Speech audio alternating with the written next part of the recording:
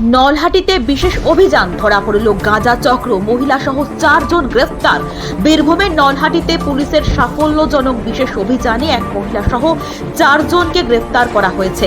Police সূত্রে খবর, গোপন সূত্রে খবর পাওয়ার পর গতকাল রাত প্রায় 12টার সময় রামপুরহাট মহকুমার পুলিশ আধিকারিক গোবিন্দ শিকদারের নেতৃত্বে ও নলহাটি থানার ভারপ্রাপ্ত আধিকারিক মোহাম্মদ আলীর উপস্থিতিতে নলহাটি আজিমগঞ্জ রেলগেট সংলগ্ন তেঁতুলতলা বাসস্ট্যান্ড এলাকায় এই অভিযান চালানো হয়।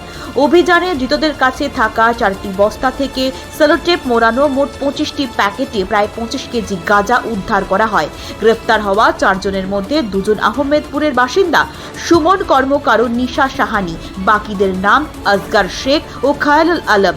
নলহাটি থানার পুলিশ জানিয়েছে, উদ্ধার হওয়া গাঁজার বাজার মূল্য কয়েক লক্ষ টাকা হতে পারে। এই ঘটনায় মাদক চক্রের সঙ্গে আর কারা যুক্ত রয়েছে তা খতিয়ে দেখা হচ্ছে। ধৃতদের আজ সকালে রামপুরহাট মহকুমা আদালতে তোলা হবে।